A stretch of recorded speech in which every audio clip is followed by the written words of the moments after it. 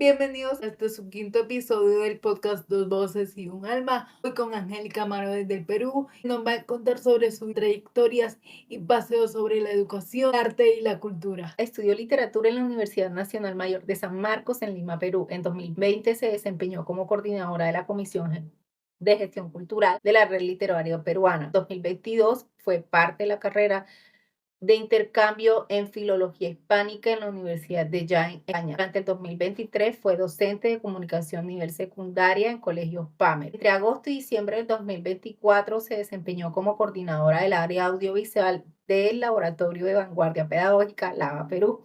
Sus intereses académicos y laborales son de innovación educativa, didáctica de la literatura y procesos de lectoescritura desde estudios de literacidad y gestión cultural para proyectos. Actualmente es tutora de lenguaje en la Universidad Peruana de Ciencias Aplicadas, UPC, y miembro del área de Pedagogías Poéticas de la Perú. Bienvenida. ¿Qué tal? Gracias, muchas gracias, Laboratorio Almafuerte, por la invitación. Estoy muy feliz y entusiasmada de estar en este espacio. ¿Qué llevó a interesarse por un área tan extensa como la literatura? ¿Y hacia dónde visiona su saber hacer?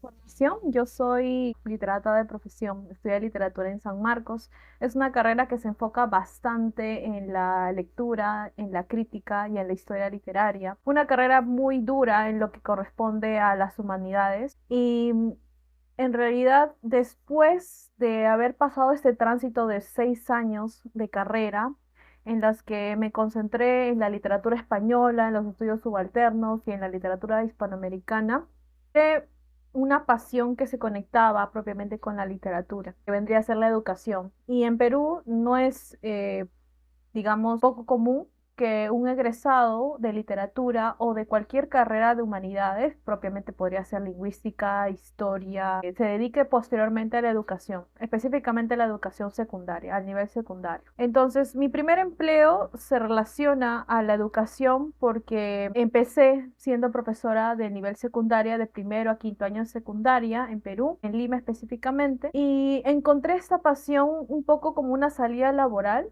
porque es lo primero que uno hace como egresado de literatura y también de otras carreras de humanidades. Fue más que nada una salida laboral que en el camino descubrí que tenía que darle una orientación más crítica, pedagógica, didáctica, que a pesar de no tener esa formación de educadora, poco a poco fui conectando con la literatura, con las nociones teóricas de literatura y pasarlas estas a un ámbito mucho más amable, mucho más amigable, más didáctico y sencillo. Es la enseñanza, todo con adolescentes de educación de nivel secundario. Entonces, soy literata de profesión y educadora por pasión, por descubrimiento.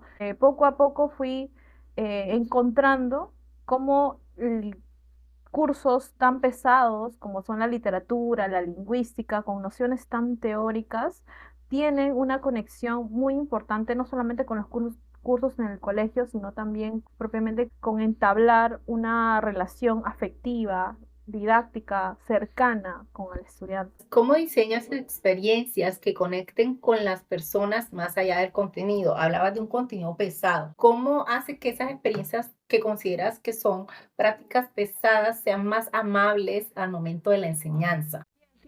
Pregunta bastante interesante y retadora. Generalmente los profesores en nivel secundaria, que fue donde yo empecé, nos ceñimos mucho a la currícula nacional, a la malla curricular de los cursos de, por ejemplo, si es comunicación, lenguaje, literatura, hay una malla curricular que hay que respetar con una serie de cursos, de temas, con una serie pedagógica, ¿no? Y generalmente, digamos, desde mi punto de vista, es el camino más sencillo cumplir esa malla curricular. El tema, exponerlo, explicarlo, colocar algunos ejemplos, realizar los ejercicios del libro y luego que el estudiante, bueno, haga alguna que otra pregunta en caso no haya entendido. Esa es la cuestión, creo yo, más estricta, tradicional de la educación, ¿no? Entonces, creo que un gran reto de los docentes es trasladar esos temas tan teóricos, digamos, a una practicidad, a ejercicios que sean más conectados con la cotidianidad, más conectados con lo que los estudiantes conocen. Ese es el gran reto en general de todos los docentes, ¿no? Y cómo yo lo pude ir aplicando desde mi primer año de nivel secundaria. Estuve todo un año en colegios colegios básicamente de nivel secundaria, estudiantes de primero a quinto año de secundaria, el grupo etario era entre los 12 a 17 años. Tocar a veces abordar temas teóricos como, por ejemplo, significado, el significante o qué es la literatura, sí pueden llegar a ser bastante amplios, pesados para un estudiante que no solamente necesita esos conocimientos para resolver el examen, ¿no? Sino también un poco ampliarlo a un pensamiento crítico y también a cómo esto le va a servir en la vida, ¿no? ¿Cómo podemos entonces partir de estas nociones teóricas a una cuestión más práctica, a una, digamos, a un enfoque más práctico para los estudiantes? Siempre tomando ejemplos de la vida cotidiana, ¿no? Es cierto que en nuestros libros, en nuestros manuales de texto, tenemos ya ejemplos preestablecidos, ¿no? Por ejemplo, cuando vemos figuras literarias en el curso de literatura, ¿no? Lo vemos en tercero, cuarto, quinto años. Lo más clásico es colocar los mismos ejemplos que están en el libro para explicar qué es una metáfora, o qué es una anáfora, una metonimia, etcétera. Pero ¿por qué no tomar esas figuras retóricas y observarlas en la realidad, en la cotidianidad, en una canción, por ejemplo, ¿no? Porque en un poema es fácilmente lo podemos encontrar, no hay ningún descubrimiento ahí, ¿no? Pero también, por ejemplo, si tomo ese tema de las figuras literarias y quiero conectar con ejemplos más prácticos para que el estudiante entienda que no es una noción teórica, no, o tan pesada, que no es una noción teórica que se aleja de la realidad y que solamente existe en el arte, lo que podemos hacer es, por ejemplo, tomar ejemplos de la vida cotidiana, de canciones, ¿no? Tomarnos el tiempo también de escuchar, de entender cuáles son los gustos de nuestros estudiantes, porque es cierto, sí hay una barrera generacional que nos distancia, pero no tenemos que tomar eso como un obstáculo, sino más bien como una oportunidad de mejora y como un beneficio, tanto para ellos como para nosotros mismos, ¿no? La literatura, las artes en general, no tienen por qué ser disciplinas que solamente los contemplamos, ¿no? O necesariamente en espacios en donde me voy a dedicar al arte, me encierro en un mundo, me encierro en un nicho y luego cuando salgo en la realidad continúo con mi vida. En realidad las humanidades están en todos lados, ¿no? Siempre que sepamos conectar que nuestra vida cotidiana tiene un poco de arte, tiene un poco de realidad y también tiene un poco de teoría. Todos nosotros, docentes, pueden aprovechar estos recursos teóricos, no solamente para enseñar con la simple finalidad de transmisión de conocimientos, sino también con la finalidad de que puedan ser una estrategia para que puedan enseñar con elementos que les interese a sus estudiantes. Y así podemos encontrar más ejemplos, no solamente en el tema de las figuras literarias. Por ejemplo, si vemos temas de lingüística, del lenguaje, el tema de la acentuación, ¿no? También lo podemos encontrar en diferentes medios. Entonces, es un gran reto, efectivamente, pero también una oportunidad de mejora, lo que los maestros podemos tomar para mejorar nuestras clases. ¿Cómo desde ese conocimiento adquirido has podido expandir la puesta en marcha de la literatura emergente en tus estudiantes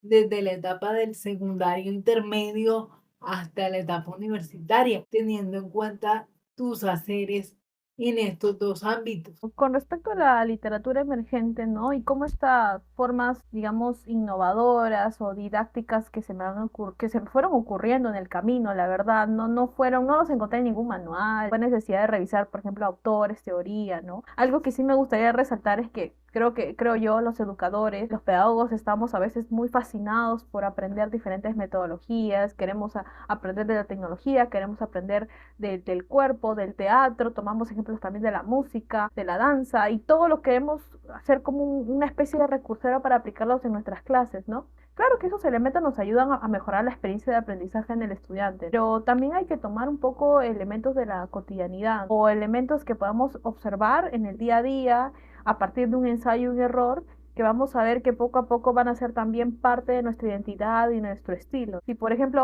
a un profesor le funcionó lo de musicalizar un poema, ¿no? No necesariamente en nuestro salón, en la experiencia de mi grupo, del grupo al que enseño, va a funcionar, ¿no? Entonces, correspondiente a la propuesta, a esta nuevo camino de las literaturas emergentes, sí me gustaría contar una experiencia que tuve con un grupo de cuarto año de secundaria, 15, 16 años más o menos, 15 años, ¿no? Un grupo plenamente adolescente en esa etapa bastante con bastantes cambios, estábamos viendo el típico tema del vanguardismo a nivel general, ¿no? En el curso de literatura, el tema del vanguardismo, estamos viendo todos los diferentes ismos, el dadaísmo, el cubismo, el futurismo, todos esos que los comprendemos como parte del movimiento. Y más allá de eso, explicarle las características, el contexto histórico, yo quise ampliarlo un poco más. Y creo yo que la propuesta no solamente a nivel teórica de este tema quedó bastante clara, sino también lo amplía a una propuesta creativa. Lo que quise hacer con los estudiantes, y lo llegamos a hacer en clase, me tomé la licencia porque no estaba dentro de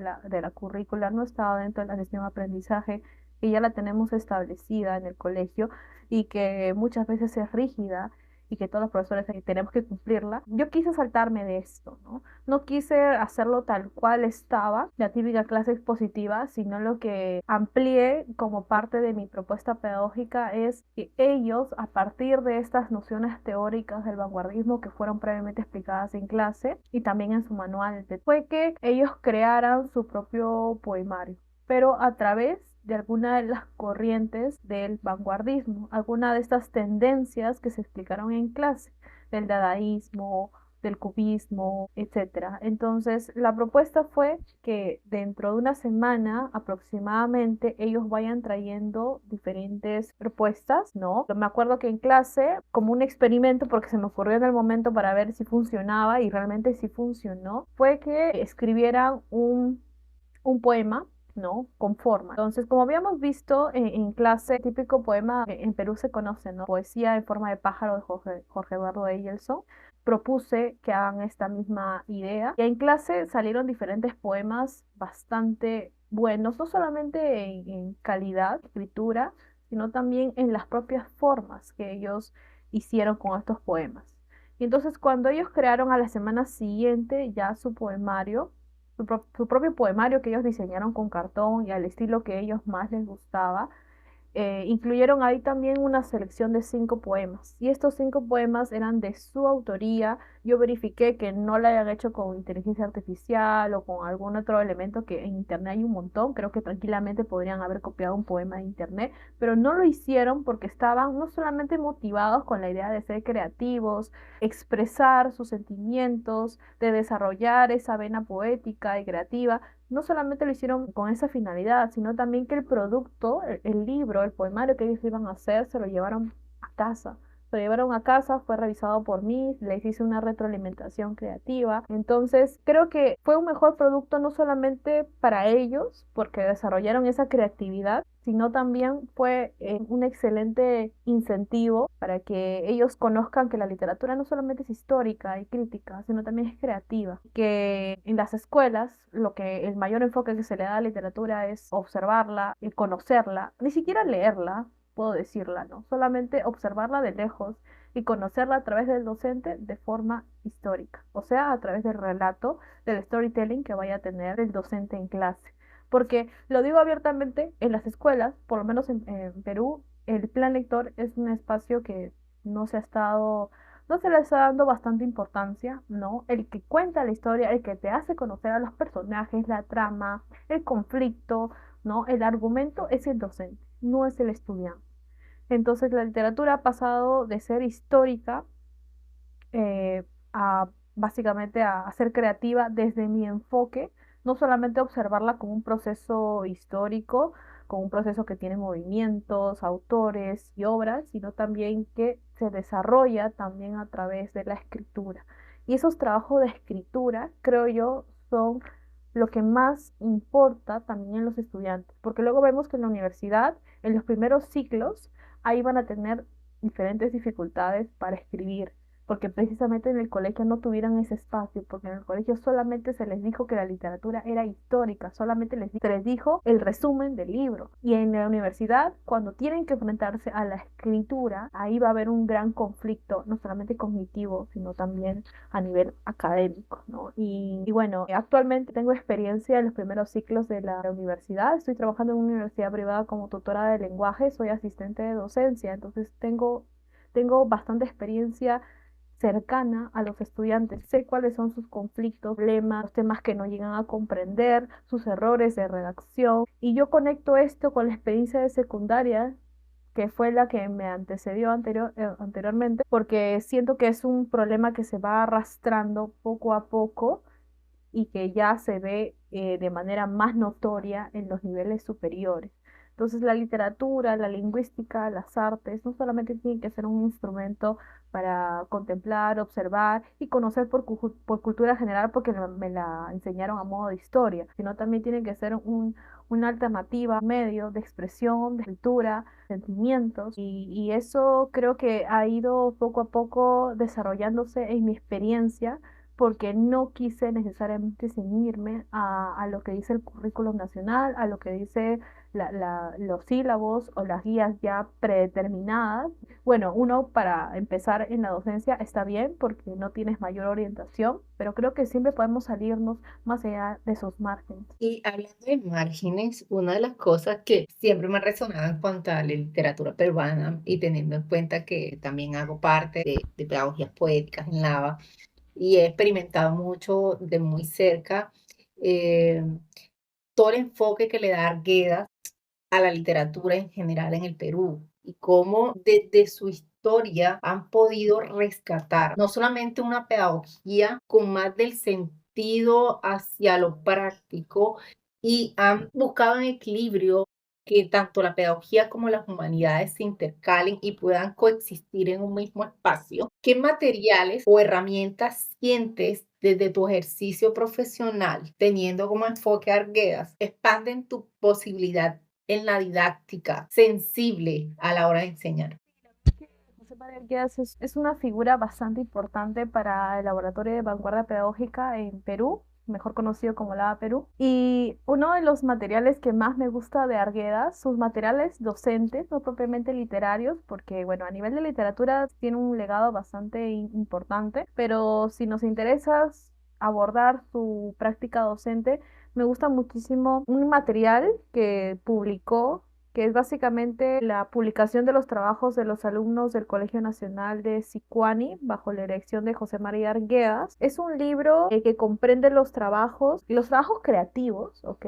De los estudiantes, ya sean recolecciones de relatos orales, poemas, cuentos, y lo hicieron bajo la dirección del profesor José María Arguedas y es bastante inspirador desde el momento no solamente que uno lee los trabajos de los estudiantes, la vena creativa que fue desarrollando el profesor y también bajo su articulación y guía, sino también el prefacio que incluye esta misma publicación, la que Arguedas ya nos adelantaba un poco todo en la parte de que los estudiantes no deben memorizar propiamente los cursos, ¿no? Que es lo que generalmente se está y hasta ahora se le da mayor prioridad en las escuelas, sino también desarrollar ese pensamiento crítico, esa conciencia de que el alumno tiene una necesidad de saber, pero que con ese saber se puede llegar no solamente a conocer el país, sino también a cambiarlo con diferentes prácticas sociales y políticas. Este libro es bastante inspirador, nuevamente porque el propio José María Arguedas tenía la convicción de que los colegios, especialmente por ejemplo en la sierra, que actualmente son, digamos, colegios que están a abandono, lo digo así porque es nuestra realidad, se le da mayor prioridad a los colegios de la costa, y los colegios que están en la sierra, en las provincias o en la misma selva, prácticamente no se les conoce ningún tipo de trayectoria y no hay mayor apoyo del Estado. Entonces, Arguedas mencionaba de la convicción que tienen los colegios de la sierra para que ellos puedan no solamente tener ese alcance del conocimiento, sino también relacionar ese conocimiento con el cambio social, con ser agentes de cambio, que los propios estudiantes tengan y desarrollen esa capacidad que muchas veces le hace falta al Perú, ¿no? Entonces, este trabajo para mí es bastante motivador, me gusta muchísimo porque incluso si lo vemos de la perspectiva del docente, y aquí sí me gusta mucho conectar también con una noción que es muy lavense, Arguedas realmente fue el que dirigió esta publicación, supo orientar al grupo de estudiantes a lo que podían escribir, a lo que podían desarrollar. Él mismo se menciona en el prefacio como el profesor fundador de este colegio y también fundador de esta idea. Y la idea, la vence a la que siempre se me viene a la cabeza cada vez que leo esto, es que el profesor en este caso sería el que es el protagonista, es el gran articulador, porque en nuestras trayectorias docentes, ya sea quienes nos estemos desempeñando ahora en la educación, como también nuestros docentes que hemos conocido, siempre hemos visto al docente como aquella persona con un perfil bajo, humilde, como que desaparece entre las sombras y que de cierta manera es bueno en el sentido que lo hemos tomado como un valor positivo. Sin embargo, el docente también puede ser ese gran agente de cambio, puede ser ese gran protagonista.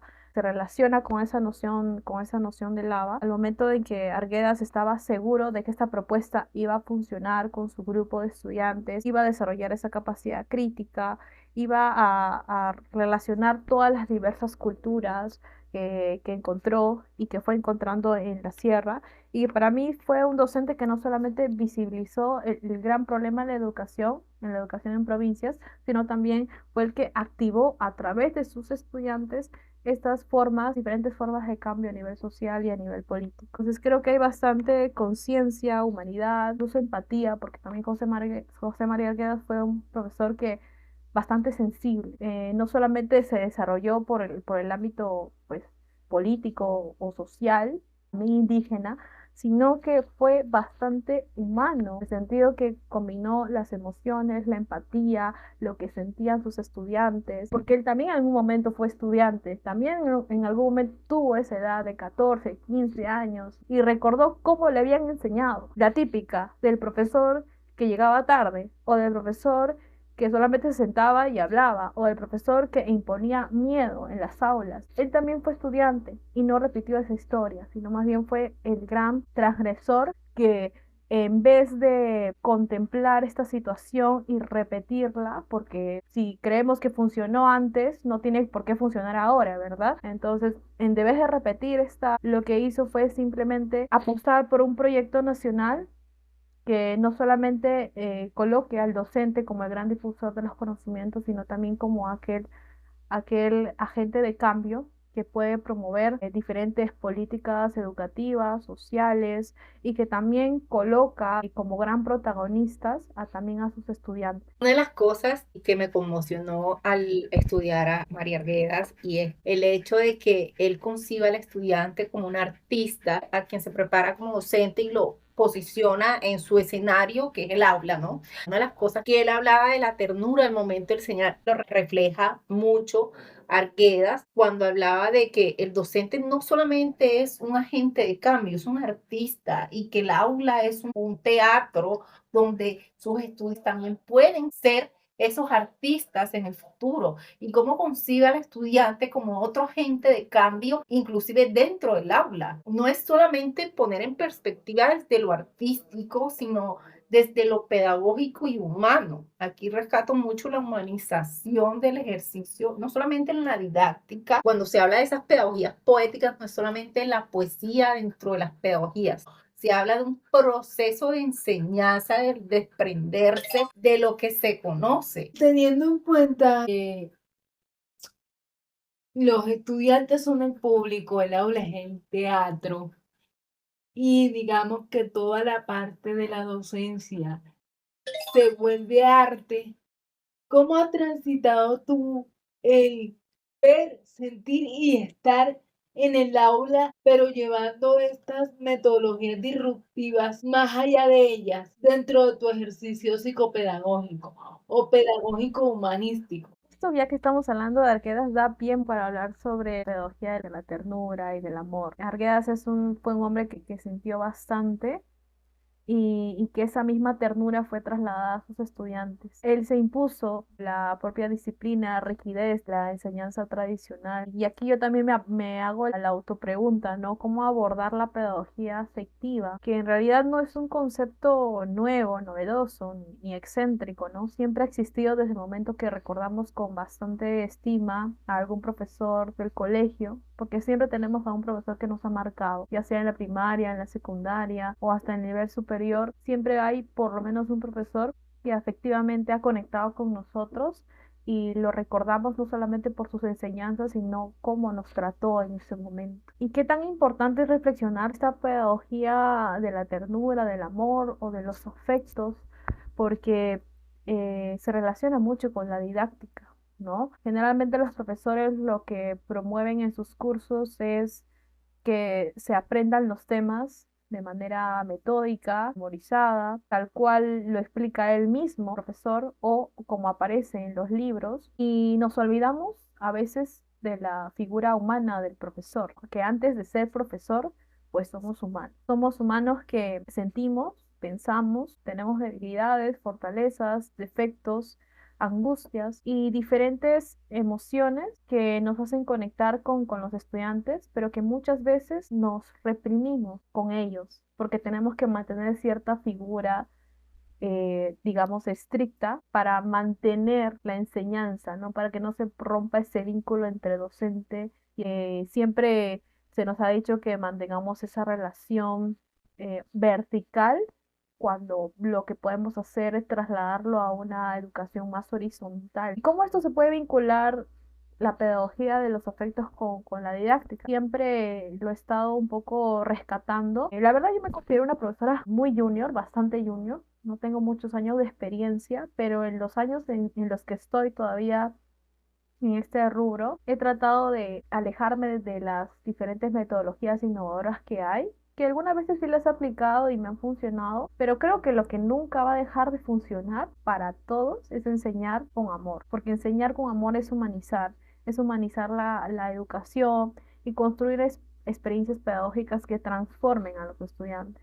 Y también a uno mismo, ¿por qué no? Entonces, si el propio docente se reconoce como un ser humano que siente, que tiene emociones, que en él se despiertan diferentes afectos, ¿no? Se va a reconocer una pedagogía del amor, de la ternura, que conecte con el estudiante, que conecte con su vulnerabilidad y con lo que siente, que ya sea en los diferentes niveles, inicial, primaria, secundaria y superior. No nos olvidemos de que siempre estamos tratando con un ser humano que comparte nuestros miedos, nuestros sentimientos y nuestras emociones. Esta idea de la pedagogía de la ternura y de los afectos, o del amor también, tiene tres diferentes nombres. Lo he estado un poco investigando y he visto que más se replica en los niveles de inicial, curiosamente. Es una pedagogía del amor que funciona en este grupo etario como aquella que es formadora, pero también comprende al individuo. Pero también digo yo, ¿por qué no podemos aplicarla en niveles en los que el estudiante, bueno, está, digamos, más grande, ya ha aprendido, ya ha tenido diferentes experiencias, pero que al mismo tiempo no deja de ser un ser humano vulnerable? No deja de ser un ser humano que necesita la escucha, la comprensión de su profesor. Por ejemplo, yo he visto que esta pedagogía del amor y la ternura funciona en los niveles secundarios, funciona perfectamente.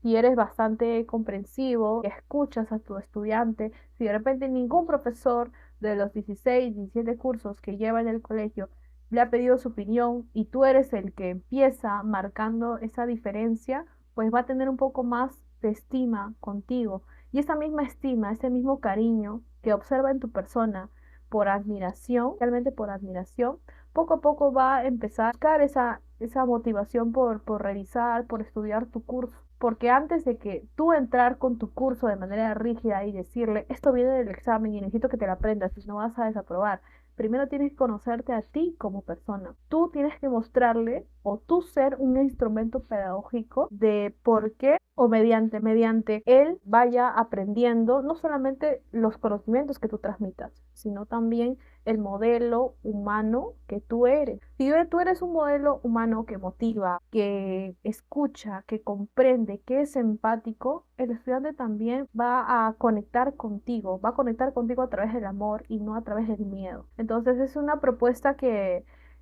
se replica en los niveles de inicial, cuando perfectamente se puede replicar en los niveles secundarios y a nivel superior. Y a nivel superior también me pasa lo mismo, ¿no? Con estudiantes de primer, segundo ciclo que recién están iniciando la universidad y tienen bastantes miedos, bastantes temores, porque están empezando una nueva vida muy diferente a la del colegio, abrirse prácticamente al mundo profesional. También sienten bastante angustia, inseguridad, desconfianza Y desde mi figura de tutora he encontrado que la pedagogía del amor y la ternura responde de una manera mucho más asertiva que aquel profesor que es estricto y que te pide solamente memorizar lo que él está enseñando, ¿no? Creo que esa figura del profesor que replica y expone ya no debería ser una representación que determine la forma en la que se está enseñando, sino tenemos que buscar nuevas formas, nuevas alternativas o buscar a través de las emociones y cómo estas conectan de mejor manera, no solamente con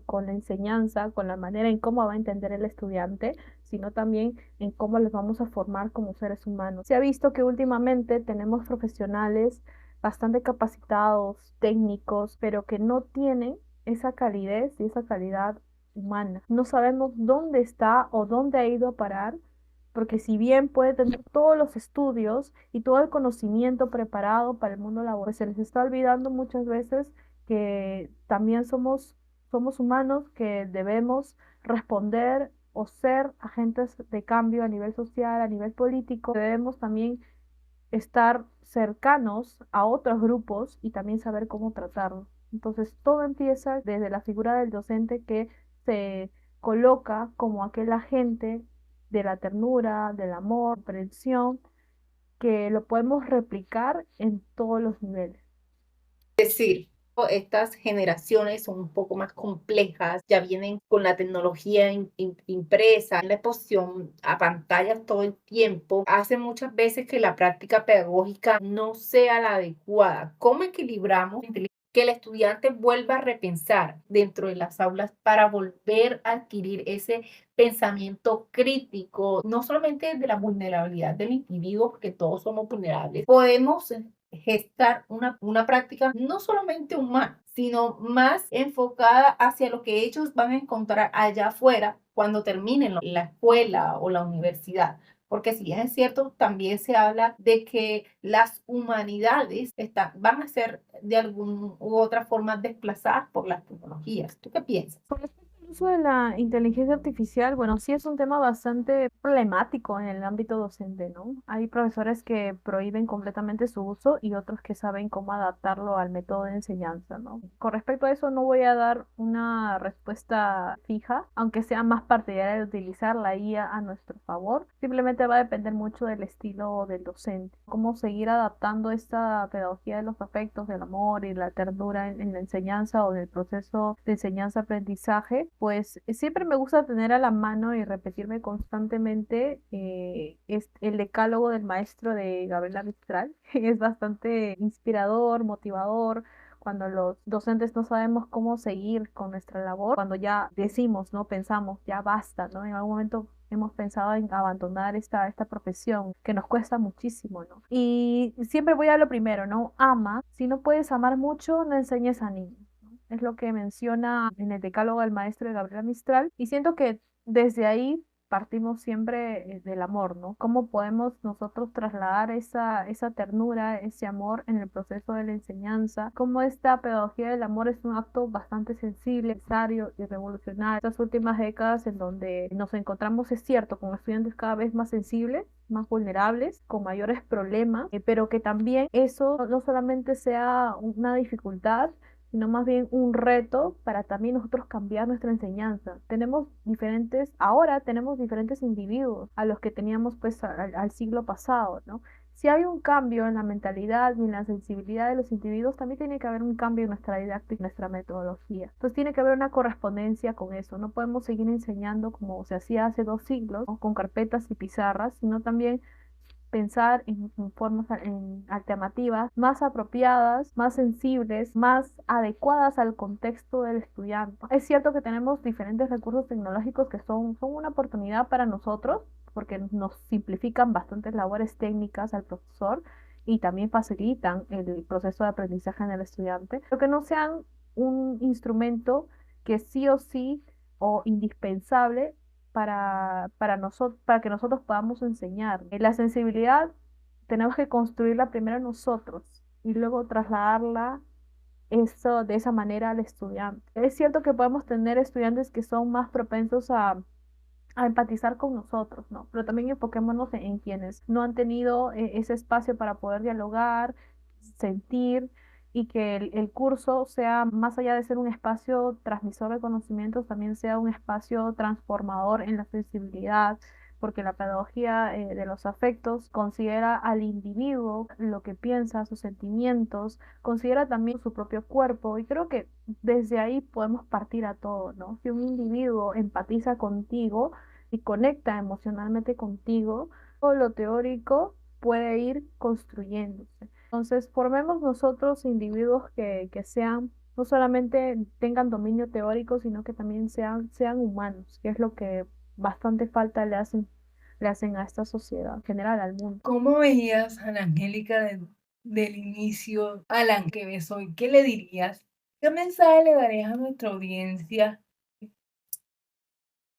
La labor docente. ¿Y qué te deja ese mismo mensaje a ti, más allá de la propia docencia? La verdad, yo no esperaba dedicarme a la docencia. Le diría pues a la Angélica del pasado, te vas a dedicar a la docencia, ¿no? O va a ser por lo menos una parte importante de tu vida porque no sabemos lo que vaya a pasar después. Y con respecto al mensaje para los educadores, quienes nos estén escuchando, es importante no solamente formarnos a nivel teórico, tener a la mano todos los conocimientos, las tecnologías, los alcances, que ahora hay por demás muchísimas oportunidades para seguir capacitándonos, sino también recordar que somos seres humanos sensibles, empáticos, que podemos transformar con las emociones, ¿no? Responder con los afectos siempre va a ser una mejor manera que responder con otro tipo de respuesta, que los propios docentes a veces lo hacen, que no lo hacen de manera intencionada, sí, ya de una manera pues metódica. Ese distanciamiento con el estudiante,